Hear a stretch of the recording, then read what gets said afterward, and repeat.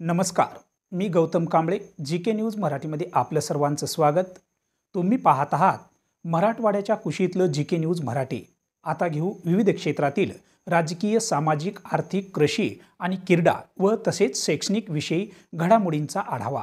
चला तर वळूया पुढील बातमीकडे. 9 महिने 9 दिवसाच्या नंतर जन्म दिल्यानंतर ज्याचं संवर्धन संगोपन ज्या पद्धतीने करतो, पण तेवढंच संगोपन संवर्धन कुठंतरी आपण शेतीच्या बाबतीत या मातीच्या बाबतीत, कारण की हे आपली माता की आईच्या उदरातून जन्म झाल्यानंतर पहिलं पाऊल हे आपण या मातीत ठेवतो आणि शेवटी कुठं जातो तर मातीतच जातो.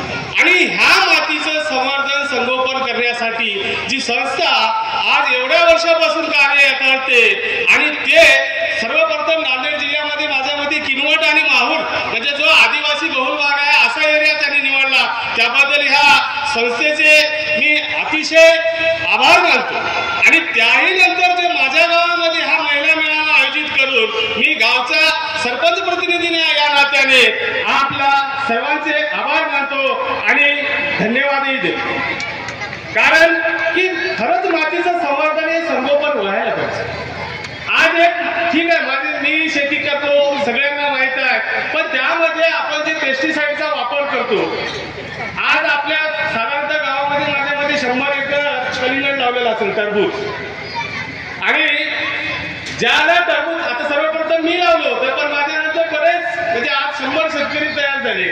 पण त्याला जे आम्ही सुरुवातीपासून त्याचा जवळपास 75 दिवसाचा काढणी पिरियड असतो, त्या 75 दिवसामध्ये त्याला रोज फर्टिलायझर आम्ही टाकत असतो आणि त्याचा आकार कसा मोठा होईल आणि चांगलं भरघोस उत्पन्न कसं होईल.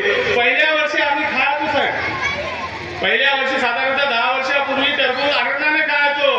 दुसऱ्या वर्षी विचार आला, तिसऱ्या वर्षीपासून ते तोंडातही घालणं बंद केला. कुटुंबात कोणी खात नाही, पण हे कधी विचार आम्ही केला नाही की हे विष आम्ही सर्व आपल्या बांधवाला देतो आणि खरंच हे मोठं पाप. आणि जोपर्यंत आपण जैविक शेतीकडे वळणार नाही, दशपर्णी असेल किंवा जीवामृत असेल, ह्या सर्व गोष्टी आपण आत्मसात करणार नाही, घरापुढे गाय आणणार नाही. अहो बैल ज्या दिवशी पोळा होतो दादा आपल्या गावामध्ये, आम्ही लहान होतो तर बैल म्हणजे इथे जागा मिळायची नाही, म्हणजे मिळायची नाही, कुठेतरी बाजूला थांबायचे. आणि आताच्या पोळ्याला मामा काय 50 जोडपी येत नाही तो बैल. म्हणजे याच्यातून विचार करा की कुठं लक्ष तुम्ही म्हणल्यासारखं चोरून आणायला लागले तो सड्याला काही, तर ते सडे मी विकायला लागले. आताच्या बायकांना तर ते सारवायचं नाही.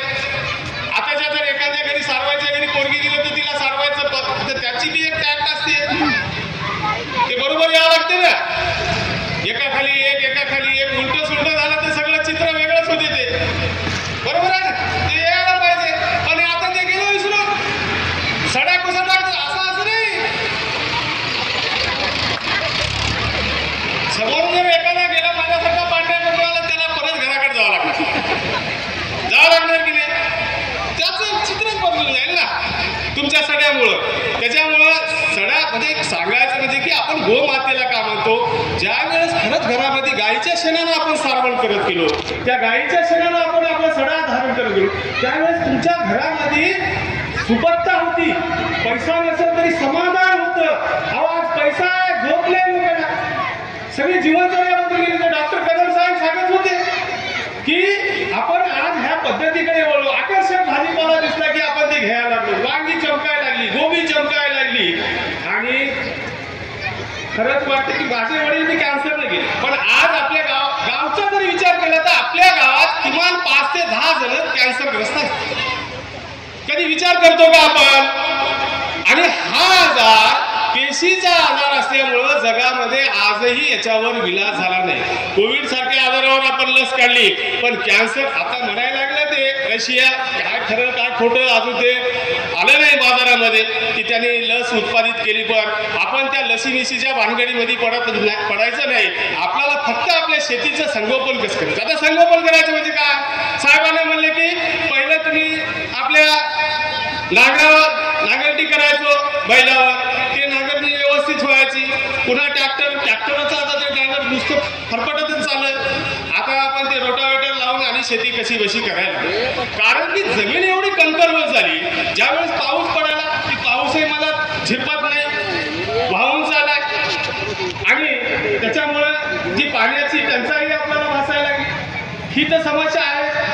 जमिनीचं खरं संगोपन करायचं असेल तर तिला कंपोस्ट पाहिजे, तिला शेणखत पाहिजे. हे शेणखत शेणच मिळत नाही तर शेणखताचा विषय संपल. बरं कंपोस्ट ते तरी तयार करा, गांडूळ खत तयार करा. माझ्या वतीने वाटते की तुमच्या संस्थेनं गांडूळ खताचे ते वाटप केले, पण वाटप केल्यानंतर किती जणांना ते गांडूळ खत काढा हे काही माहित नाही मला, की का त्याची खारी बनवली काही माहित नाही मला. पण खरंच आपण ह्या जर गोष्टी केल्या तर निश्चितच येणारा काळ आपल्या मुलाबाळासाठी हा चांगला राहणार नाही, तर नाही तर आपण रोगराईने ग्रस्त झाल्याशिवाय राहणार नाही. कारण की आपल्या आयुष्याचे आपण शिल्पकार होण्यापेक्षा आपल्या आयुष्याचा नायनाट कसं करायचा हे आपण सध्या करत आहोत. आणि हेच करू नयेसाठी ही जी संस्था काम करते, खरंच या संस्थेचं जेवढे आभार मानावे तेवढे कमी आहे. आणि ह्या सोबतच एवढी मोठी संघटना ज्याचे सदस्य 30 लाखाच्या वर, ती महिला, एवढं मोठं संघटन महिलाच्या बाबतीत उभं करणं ही सोपी गोष्ट नाही. अहो 4 बायाला समजून सांगायला गेलं तर नाकी नऊ येतात की नाही. बायकांना समजून सांगणं ही काय सोपी गोष्ट आहे. घरातली एकच ऐकते लई शाळा झाला ते आला दिवसभर फिरून, आणि 4 बायकांना सांगणं म्हणजे सोपं नाही. आणि तुम्ही ह्या संस्थेमध्ये तर 30 लाख लोक महिलांना सांभाळता, एवढाले महिला मिळावा करता, निश्चितच हे कौतुकास्पद आहे तुमचं. आणि त्याही सोबत शेतीचा विषय आहे, शेतीसोबत आरोग्याचा विषय घेतला तुम्ही. त्यांचे म्हणजे हिमोग्लोबिन तपासता, पुन्हा त्यांची बीपी चेक करता. नाहीतर आमच्या महिलांना काय नाही हो, ते दुर्लक्षित असतात, काय बीपी तपासत नाही कुठलं. आणि आपल्या जर भागामध्ये जर विचार केला, किती जरी धष्टपुष्ट दिसत असती बाई, तिचं जर हिमोग्लोबिन तपासलं तर 8-9च्या वर जातच नाही. कारण की ते जे खायचं खात नाहीत ना, साहेब म्हणजे काहीतरी दुसरंच खात बसतो. आता ते शिळी ब्रेड हो दुकानातून आणतात, 2-2 महिने ते दुकानात राहतात आणि तेच ब्रेड त्या चहामध्ये बनवून खातात. सकाळी सकाळी न्यारी केलं तर जमत नाही का, न्यारी करा. ते नाही, चांगलं खायचं नाही, दुकानातून शिळं आणायचं. ते त्या बेकरीमध्ये कशानं तुडवलं, कशानं काय भाजलं काही माहित नाही. किडे पडले, आळ्या पडल्या, कशा आणल्या काय नाही. बघा तोच सांगतो, तोच त्या लेकराला डोस राहील का ते लेकरू चांगलं. त्याच्यामुळं त्याला चांगला आहार.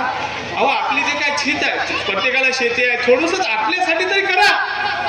ज्याला खत टाकायचं नाही, ज्याला फवारणी करायचं नाही, आपल्या पुरतं आधी आपल्यापासून सुरुवात करा. नाही तर माझी माय काय करते माहिती आहे का, मी सांगितलं की ते लपून जाऊन त्याला खत टाकते. तिला काय माहिती आहे याच्यानं काय होते या खतानं. तिला वाटते की वाढ होते, मोठे मोठे येतात. अरे बाई आपलं कार्यक्रम लागायला ना, इकडे बीपी शुगर सगळं सुरू झालं ना आताच. म्हणजे आपली दिनचर्या ही किंवा आहार विहार जो डॉक्टर साहेबांना विषय मांडला असो, हा विनोदाचा भाग झाला. तरी मित्रांनो, माझ्या लाडक्या बहिणींना मी सांगू इच्छितो की खरं तुमच्या हातात हे शेतीचं संगोपन संवर्धन आहे. आणि त्या शेतीच्या संवर्धन संगोपनासोबत उद्याचे तुम्हीच नागरिक चांगल्या रीतीने घडवणार आहात आणि त्या तुमच्या मुलाबाळावर चांगले संस्कार करावा, एवढंच या प्रसंगी अपेक्षा व्यक्त करतो. आणि सर्व या आयोजकाने. तुम्ही पाहत आहात महाराष्ट्राच्या कुशीतलं GK न्यूज मराठी. साथ जनतेची, भूमी महाराष्ट्राची.